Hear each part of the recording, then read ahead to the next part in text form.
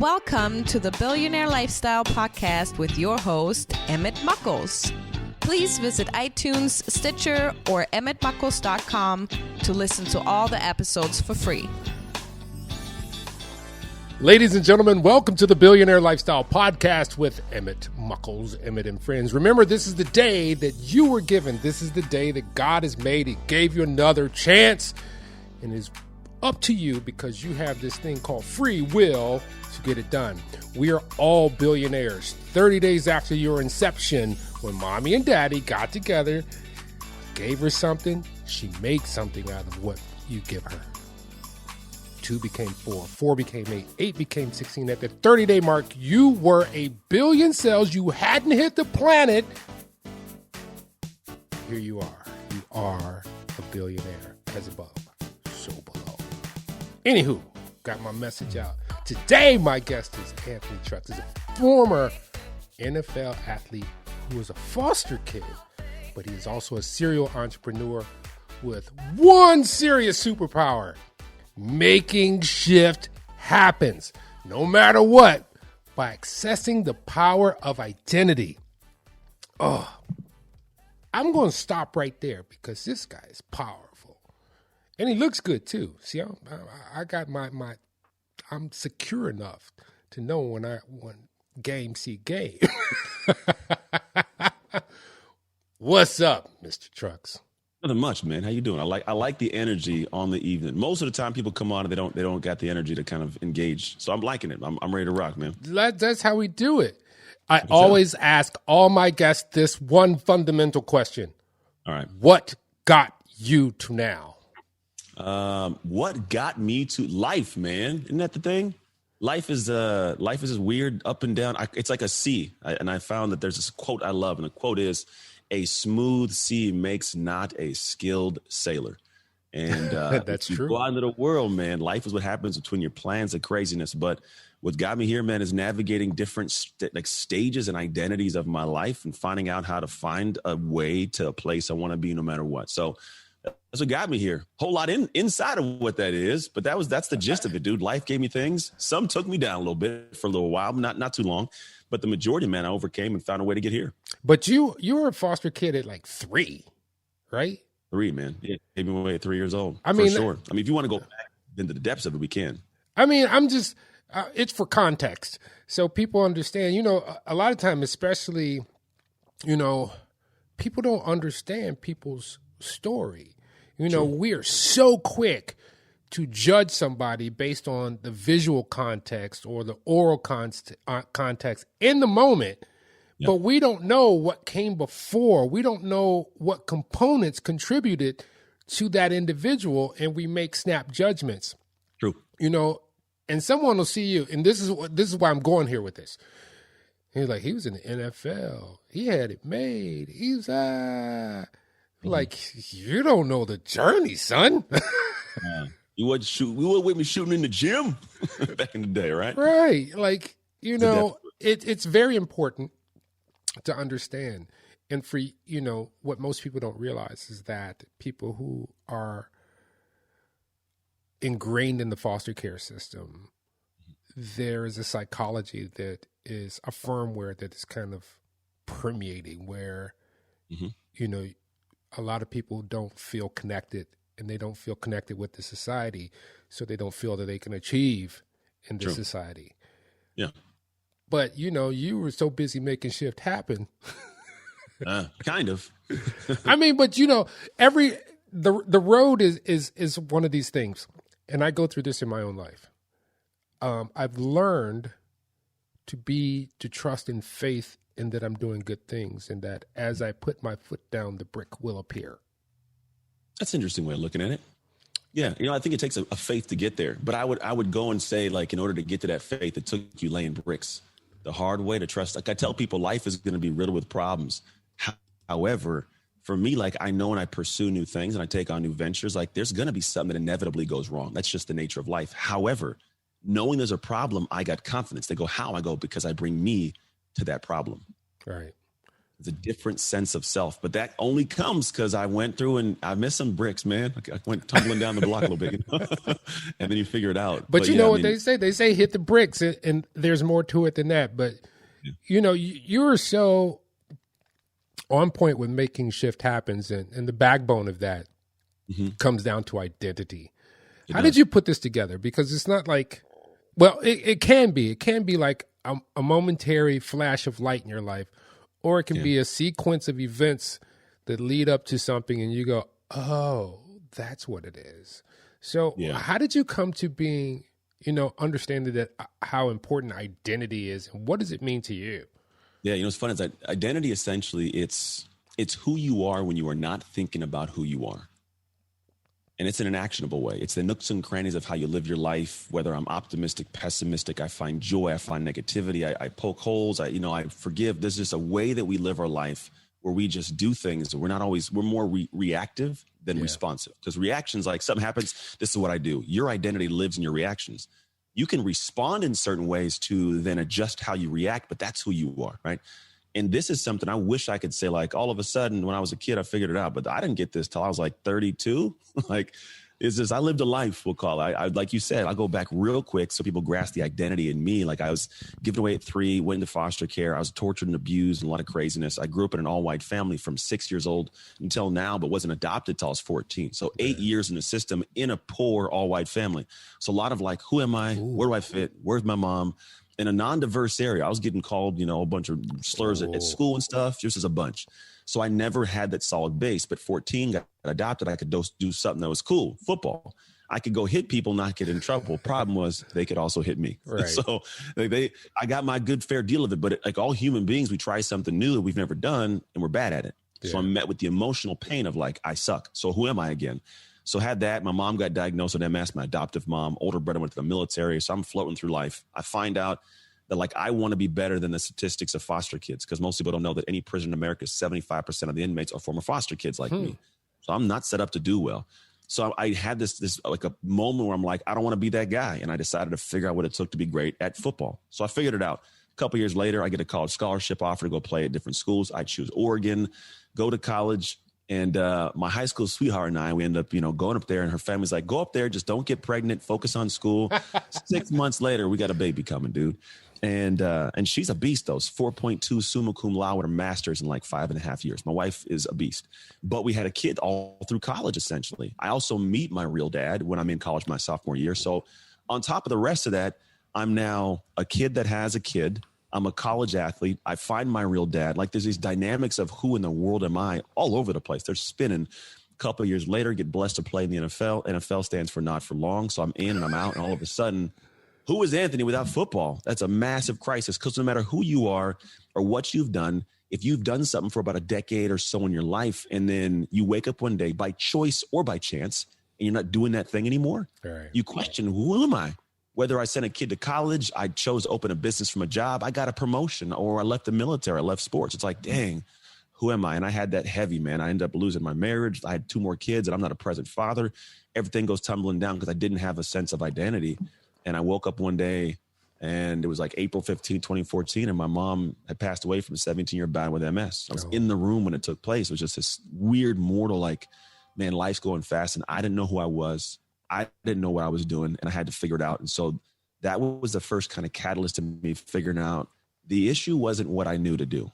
Right. This is where I think the identity stuff is heavy. For a lot of people, like, they want to read the books. They get what I call shelf esteem. I buy a stack of books, and it goes in the shelf, and I don't do nothing with it. You know what I'm talking about, Elliot? Yeah, I do. So I'm in this spot where, we all get there, and I've been there. And so I started, I was like, it's got to be something. And I found that in those moments when most people, they know what to do, but like, oh, but it's been a long day. The kids are acting up. My wife's stressing me out. I had a bad day at work. I don't do anything. I ask people the question. I say, the person who has everything you want in life, would they make that same excuse right now? And for me, it was a huge moment of realization of it's not what I know, but who I am with what I know. And you're asking what was the moment that identity came to pass? Yeah. It's funny, as I was sitting in a group of guys that are phenomenal in the industry of what we do, speaking, coaching, talking. And we're in Wyoming, of all places, and we just got done shooting shotguns and skeet thing, and we're all telling our different business stories. And it's my turn to talk about my thing. And I put out there what I do. I had a business called Trust Your Hustle. And one of the guys in a group goes, I don't like it. Swear, like in the middle of it, I'm like, whoa, wait, I've been 3 years I've been digging this. What do you mean you don't like it? Speakers will do that for you too. Yeah, they'll tell you. And it's the thing is, this is the funny part is this whole identity shift business came from identity shift because my identity was I'm the guy that talks about trust your hustle. And I said this and he hit me with that. And I go, ooh, because I'm in a room I'm talking big brains, solid minds. And I'm like, and so immediately I go, what do you mean? Right? And he goes, well, there's a message and a messenger. The messenger is who you are. Speak, talk, share, you're charismatic. You can do your thing. It's like people like you, but the message, if that doesn't hit, you don't make the impact. And he says, in your message, I don't feel like it's your message. He says, what I want to know, how'd you go through all of that and end up in this room? Like, how did you navigate? He says, most of those things, one of those will knock people off for a lifetime. How are you here? And I was like, oh, I don't know. And so I went down this path of like, he's like, you need to talk about identity. So I'm like, do I go down this path? Do I trash this and shift into something new? And I was like, yeah, it felt right, looked right. And I dug in. And that's where I started unpacking not just the story of identity, but the neuroscience, the psychology of it. And I was like, oh, it's always been there for all of us, for me, a little more than most. And I created processes and coaching and structure and speeches out of it that allows someone to go through life and go, okay, Anthony did that. I get that. But here's why it worked for him. And I can take that, plug it into my life, and I can get a better result for myself too. So when you ask what identity is, there's a concept. It's who you are when you're thinking. But realistically, identity is this thing that is constantly running us in the background, but we aren't running it. It's pre-programmed from childhood and parents and all that kind of stuff. And we, through survival, make adjustments and adaptations to it. But at no point in time does somebody go, what if I decided that what I want was predicated on who I was? And if I became who that person is to have it, all the things I want just happen almost naturally. And so in the work I do, I'm shifting people into that. So it's like, hey, you want that nice new car, that great marriage? Great. Somebody has that. Let's figure out what version of you that is and get you into that zone, we'll call it, because I talk about getting in the zone. Yeah. Because once you get into that, bro, the rest of it's almost like second nature. What when I was thinking about this and reading some of the stuff and doing the research, and this question popped up. What is the difference between, because the word that I'm going to compare it to is very forefront in today's society. What's the difference between identity and branding? Oh, it's a very great question. I thought you were going to say identity and mindset, but branding's a beautiful way to look at it. Good question. I like this one. So when I look at branding, there's a difference. There's brand and branding, and most people don't grasp this, but branding is the aesthetic bringing to life of a brand, right? So the brand of Nike, let's say, for example, that it's about, go get it done, right? Just do it. And so if the branding was a different, like pink colors and butterflies, it'd be off. Right. Or if Harley Davidson was like a bunch of little girls on, like that'd be weird, the branding, because the brand, right? Right. So what I look at is I am the brand. I look at who you are as a brand. The branding is bringing that to life, right? So the things that I believe in, the things that I walk around, feel my beliefs, it's like who I am, my non-gray area, my black and whites, that's the brand. The branding is bringing it to life. So you say, what's the difference between identity and branding? Identity is the brand, whereas branding is bringing that to life. That's the clothes you wear, the way you speak, the type of car you drive. That's just showing who you are in the core inside. So your swag is your branding. You are the brand. Yeah, exactly. It just, that question just popped out to me so apparent as I was going through things. And that's just the way my mind thinks. And today in this society, and I'm bored a lot of times with what I see because everybody's on the same hustle, just different person. Like everybody's trying to sell me something. And I'm like, you haven't proved jack to me. You say you did this, but why should I believe it? And why is it so important for these people to really understand, to own it, like DNA, identity? Because sometimes when I'm looking at presentations, YouTube, Facebook, Instagram, whatever it is, I see a disconnect. I'm like, this person thought this thing up and they're giving me what they think I should see. Yeah. But I'm like, I know that cat. That cat still live in the basement with his mama. Same people, man. Yeah, there's something I call effortless efforts. And essentially what I've noticed is there's efforts you give that drains you. that like, and if you look online, those people exist and like they're on for a little bit, but it's hard to sustain that. Yeah. And it's because the effort drains.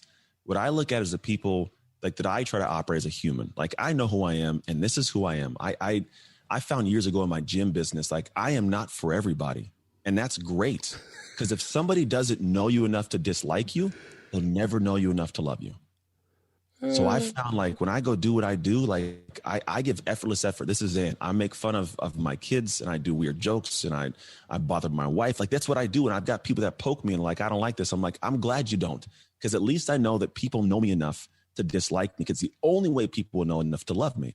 So identity is a big piece where if you don't have an anchor on who you are and portray it through effortless effort, regardless of the judgments, you'll never make the impact you want, never make the income you want. You'll never have the influence you want. Because like you said, people see it. Like people notice. It's the in-between. Yep. It's the nooks and crannies. It's like they see me post this picture and then like they may catch me in real life in public and I don't know. And they'll say something or do something like that. There's incongruency.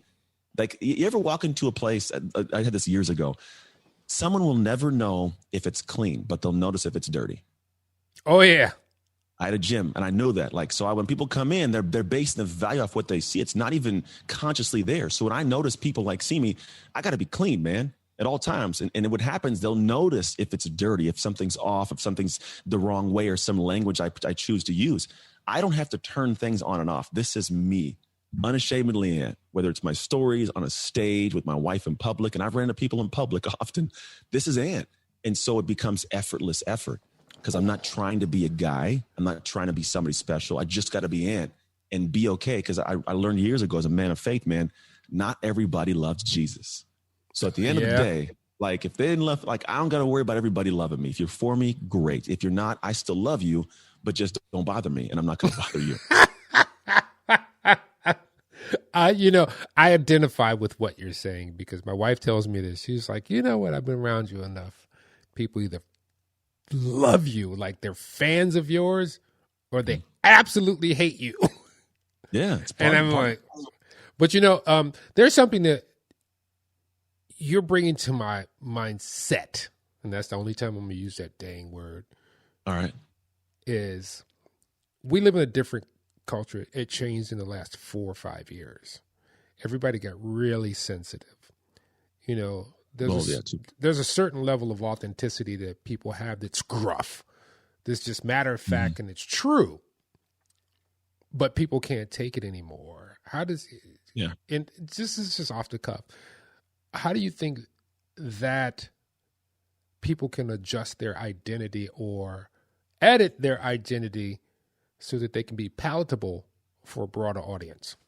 Yeah. Well, the thing is there's billions of people. And even if your audience is a couple million, you haven't even touched the surface of what you can really affect. But what I do know is in the way I look at things, I had a coach early on break down. They're like, look, you just have to find your torches. That's it. I'm like, what do you mean by a torch? They're like, well, there are certain things that your brand can talk about. And if you do talk about it, be prepared to carry a torch for it. So if you want to appeal to a broader audience, well, you may find out what audience is that and what torch would they pass on to their friends to where I don't have to do it, and what torch they even want to be around to get the light of. Because the reality is like there's certain, like I'm not going to go and carry a torch right now for, I don't know, like let's throw something out there. If I want to make a movement based on, I don't know, dogs, all dogs should be allowed in restaurants, right? Let's just make this random thing up, which I don't believe. I have dogs, I love them, but this shouldn't be eaten at my table, right?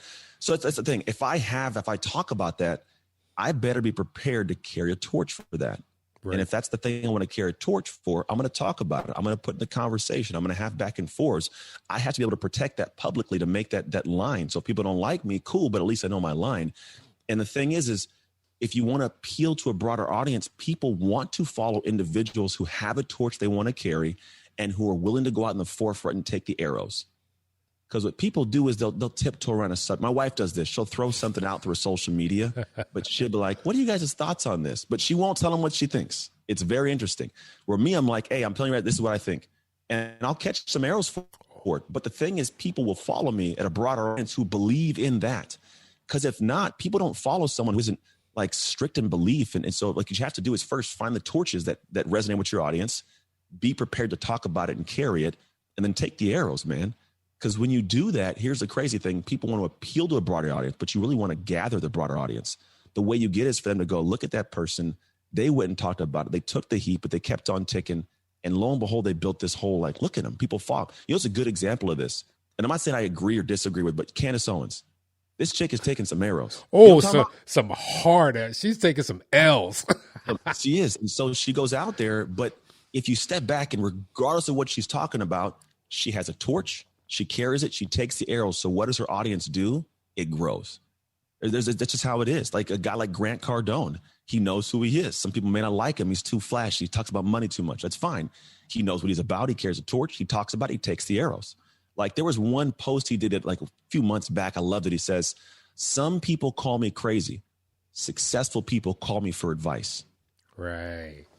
Fire, bro. But like he knows who he is. He builds this flow. So if you want to appeal to a broader audience, find out what that audience is. What is their torch? Be prepared to carry it and take the arrows at the same time. Yeah. You know, it's funny that you brought up Candace Owens because I actually love to watch her do her thing. She's so intelligent and so on point. I was like, did she start debate school when she was 2? She's got some wordsmithing for sure. You know, but a lot of things that she says is on point, and a lot of, and this is where I'm going to lead you with my next question, is the fact of emotion. You know, a lot of times people get out of the truth because they're in their emotion. Yeah.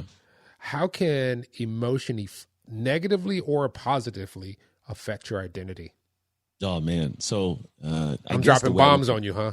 Yeah, no, it's perfect. This is stuff I love talking about. I'm actually having a blast. I'm glad that we ended the day with this stuff that my brain likes to talk about, but no one wants to listen to. So I'm glad you want to listen to it, dog. So we're emotional beings, man, to be quite honest. The interesting thing is we are what we consistently do.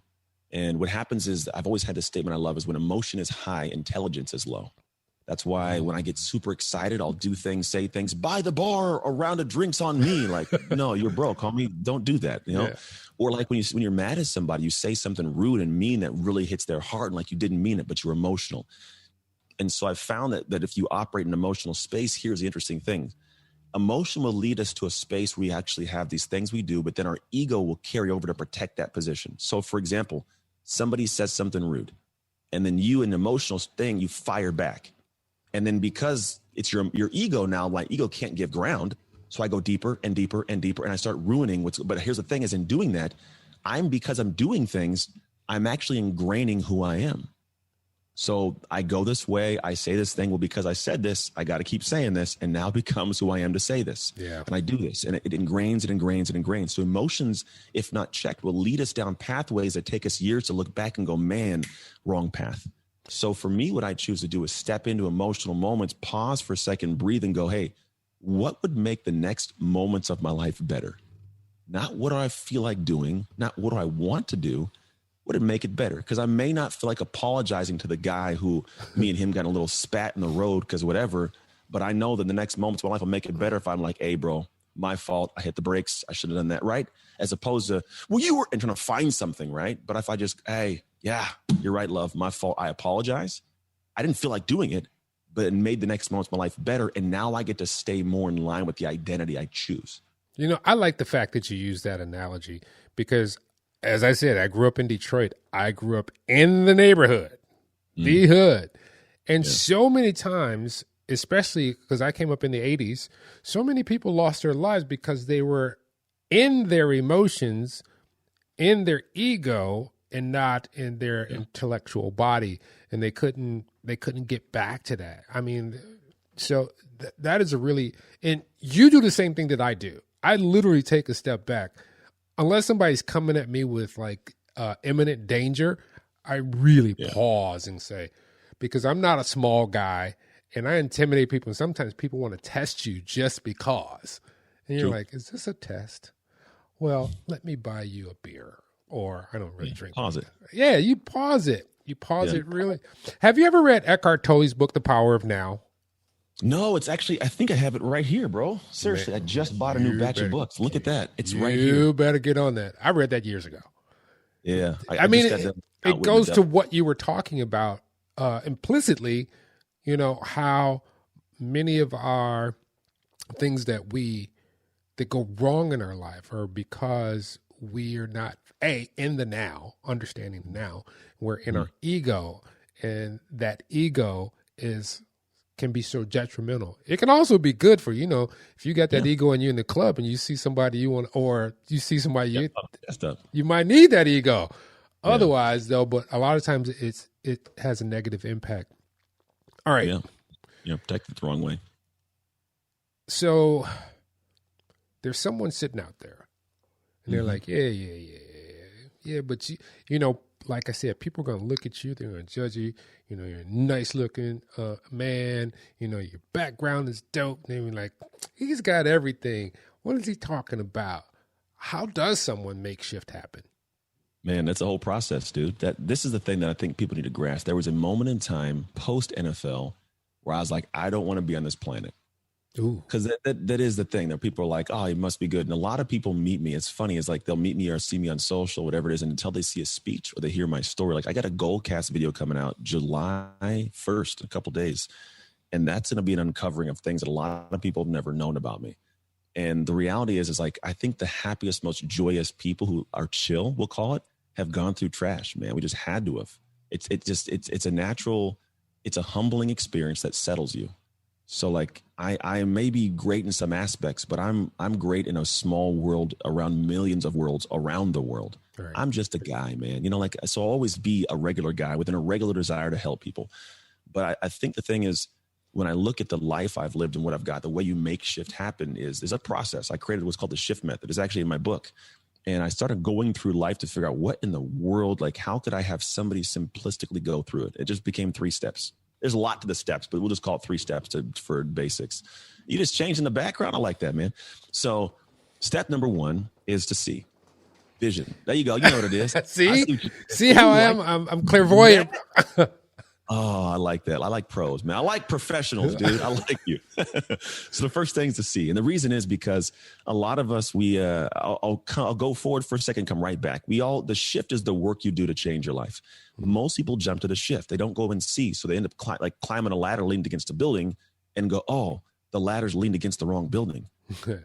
They did all this work and they're still broken inside because they didn't actually take a look at what they really got to work on. So they go and borrow somebody's habits. And so-and-so said to get up at 5 a.m. and eat my green juice and go for a 7-mile bike ride. Like, sounds good, but then you do, you're like, why is this not working? Well, because you needed to work on communication with your wife. You didn't need to go ride a bike, bro. Right. Like there's different things you needed to do. And most people, they're so deathly afraid of seeing themselves. That's why they're good at hanging with friends, drinking beers, going to parties, hanging out, because when they're alone, they realize they're never alone and they don't like who they're alone with. And so when I look at the first stage, or the first part for me was I woke up, dude, 2016, January 1st, New Year's Day. And I woke up divorced next to some strange woman that come from Russia. And like, you think like, oh, Playboy, I hated myself. I went to the bathroom, looked in the mirror, and I was like, I would never want my daughter to be with a dude like this. My boys, I would never want them to be like me. My mom wouldn't be cool with this, and my God wouldn't let me to heaven. I was way off. And that was the first moment I saw myself, and I realized I'm the common denominator in all my problems. And so the first step, dude, was like step in and see the things you don't want to see. Because now, although it hurts, you know what to work on.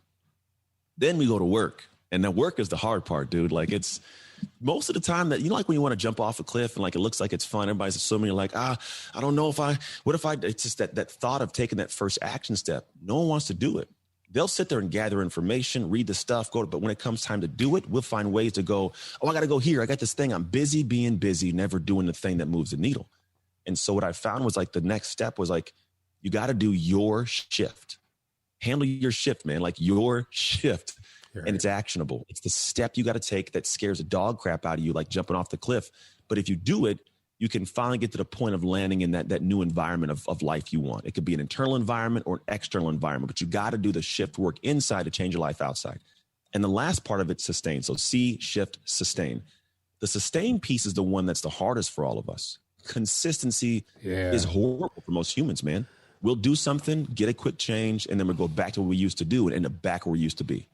We don't change the habits. You know why? It's because we don't identify as that human. The reason is we didn't do it long enough.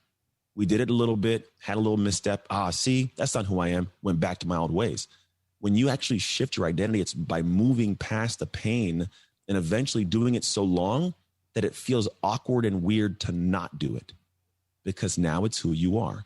So for me, it's like, okay, see what you got to work on, shift, do that work, but sustain that. And when you do, you become a different human. It's like if you look back at anybody who's super successful in something, and I've watched interviews and I have people go, hey, who were you back when you were unsuccessful?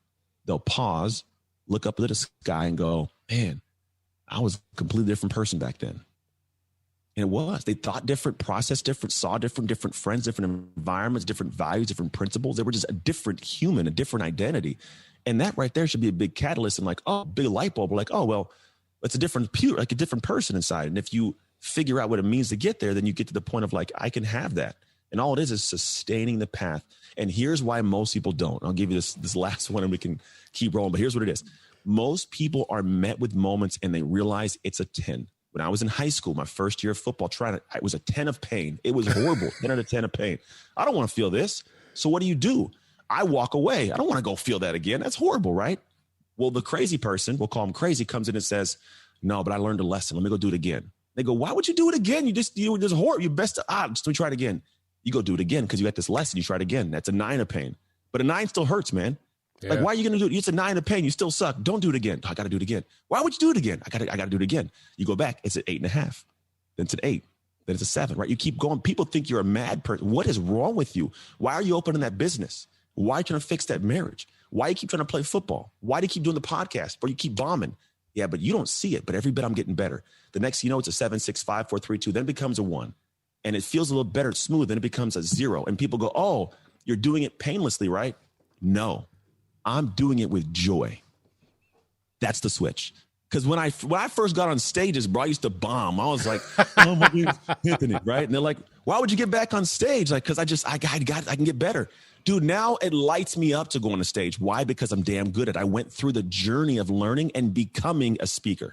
I became that. So now the actions of doing it are natural and normal. There's joy in it.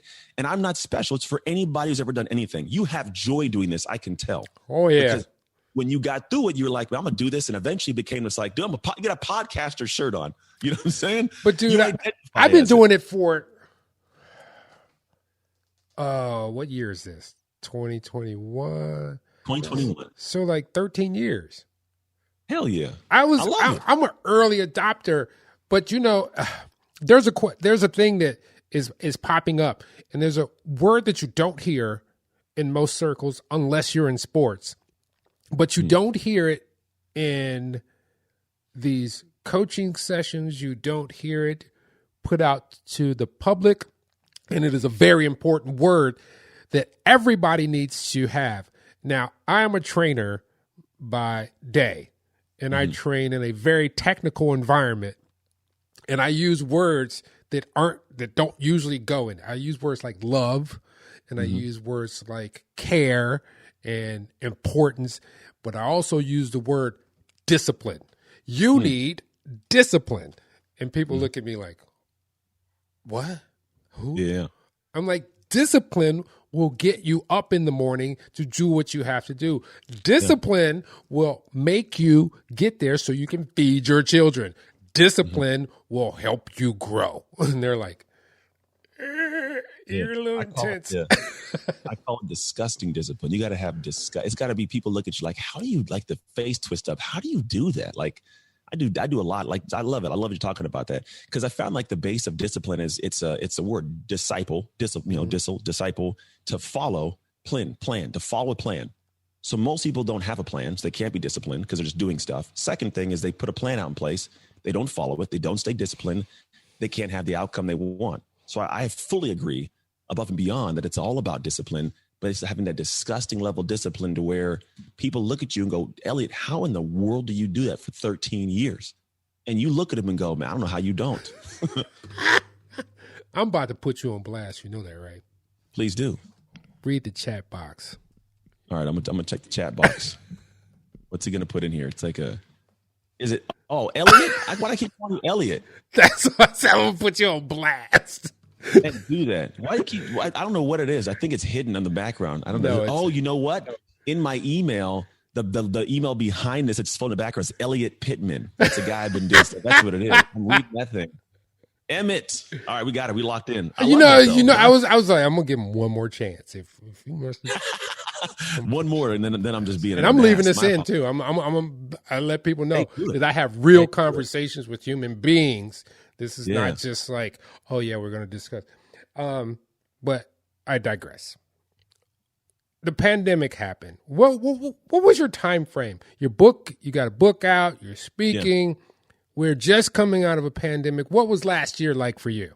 Oh man, it was a pivot year. I hate the word pivot too, because everybody used it. But so essentially, as a speaker, when I'm not on a stage, I'm unemployed, and that's kind of the thing. Like you're like, hopefully it doesn't happen. You're like, oh, it'll never happen. Everybody needs speakers. Then you realize, oh, it can happen because it did. Yeah. And if you look at if anybody's watching the background I have now, this didn't exist at the beginning of the pandemic. I was like, I'm gonna go ahead and figure out how to make this thing work. So I was like, well, what would people want to see if they were watching like a cool video? I was like, well, we need a backdrop and I got to do this whole stuff. But here's what I did. I made shift happen. That's what I do, man. Like, is that a real room behind you? This is not a green screen. I thought it was a green screen. No, this is I can go back and turn that moonlight off if you want. It's no. I trust you on that. Yeah. This is like a little button to turn it all off, dude. Like, hold on, ready? And hold on. Let's look at that. Oh, you got the foot switch too. I got the foot switch, dude. I got different cameras. They're just not on right now. I did the whole thing because I was like, I got to find a way to actually show up in a way that is different. So as opposed to like following all crazy, I lead the pack. I want to find how to make shift happen. If I'm going to talk about that, I better do it. So last year was an interesting year of me putting my money where my mouth is, we'll call it. And so we started working. We did 7,000 people with T-Mobile Live, with Amazon, we did PayPal. Did a whole bunch of different companies in between. We've done training. I've done coaching. We've built a whole monster background, not just in the speaking, but then we started building the coaching programs that realistically are the things that I really love doing. I'm an athlete. I'm a former personal trainer too. I love coaching, getting in the trenches, calling people by their real names. Usually I call them Emmett if their name's Emmett, we'll call it. And usually I get it all right. But the idea is like, that's what I had to turn into is like, how do I make this whole thing work to make the impact I want in this new world that I'm faced with? Without being the guy that's like stuck at the starting line when the gun goes off. Right. So that was it, man. I went in and took a look at what the world was doing and tried to fast pace it, made some mistakes, invested places I probably shouldn't have with different products or tools or stuff. But at the end of it, man, I got so much traction that right now we are spinning. Good. Like all the work I did, but we have more speeches live that I know what to do with. I'm having to cancel and I'm have to turn away speeches that typically pay me really well, but I got doubled up, or it's not the fee because a fee raise, like little stuff, but it's all because a year ago I didn't sit in my house and say, oh, I'll wait for it all to blow over. I said, no, let me go ahead and be the wind. Yep, we hustle hard. Yeah. Mm-hmm. Hey, how can people reach you? Easy, man. If you go to Instagram, my name's @AnthonyTrucks on Instagram. I'm not gonna lie, I feel really bad. I called you by the wrong name. I want to make jokes, but hey, but we'll figure it out. Hey, man, when I see you though, one day we're gonna meet. I'm gonna put you on blast again. Hey, do it. The rest, we're gonna be cool friends because of this. I owe you a beer. I owe you a burger. All that good stuff, man. I'm gonna tattoo your name on my forehead. I was really just sitting here. I was like, did he just call me that? Yeah. Well, but I understand because, I've done it myself, and to err as human. Yeah, it's true, man.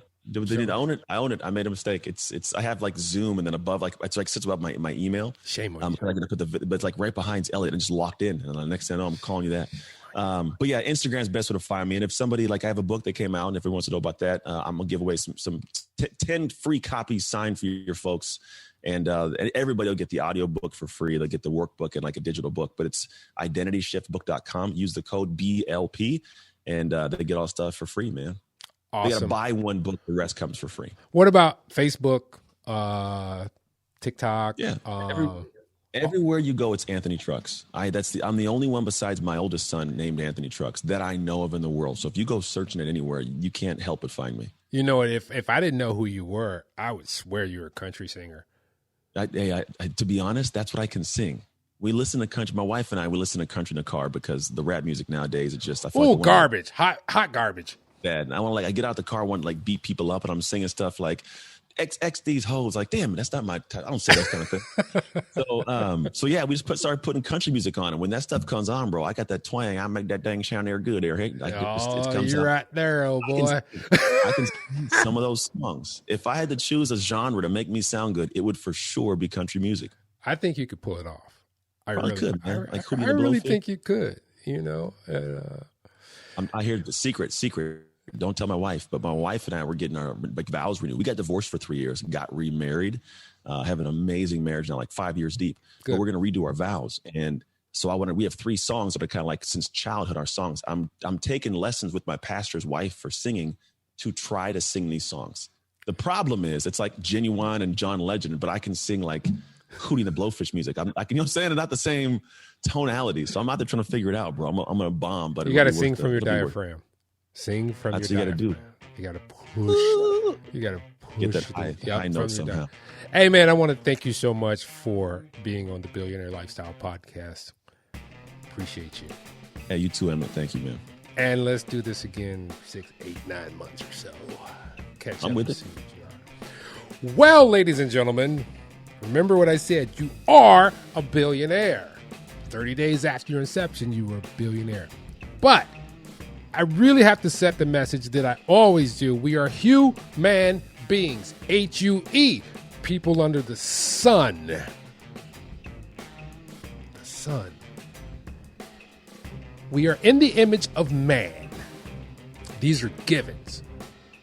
Because as a human being, we all have a color under the sun, in the image of man. The issues come with the being part. This is where you listen to the Billionaire Lifestyle podcast, you read books, you work on yourself, because this life did not come with a manual. And obstacles are placed in front of you. Sometimes they're not, but you have to figure them out. That's the being part. At the very basis, all the doctrine give you rules to live by. You know, for Christianity, it's the 10 Commandments and the book of Leviticus. For other doctrine, they have very similar ideologies for you to rule by. And one thing that is in common with all these things is love. But if you're looking for love from the outside to come in, you're doing it wrong. Start from the end, because you are a universe. As above, so below. Start with this. As I say, when you get out the shower, drop your towel, be butt booty ass naked, walk up to the mirror, look at the moles, look at the wrinkles, look at the hair that's in weird places. That is you. You have to love that. If you really want to know how special you are, I'm going to give you a little secret. I want you to get up close to the mirror and look directly from your eye at the other eye reflecting back at you. Turn the lights off, turn them on. And you will see this thing in the middle called the iris expand and contract, and it will look like a nebulae in the sky, as above, so below. When you meet another individual that has an iris in their eye, like the one in the sky, treat them with love, honor, and respect. Till next time, love you all. Peace.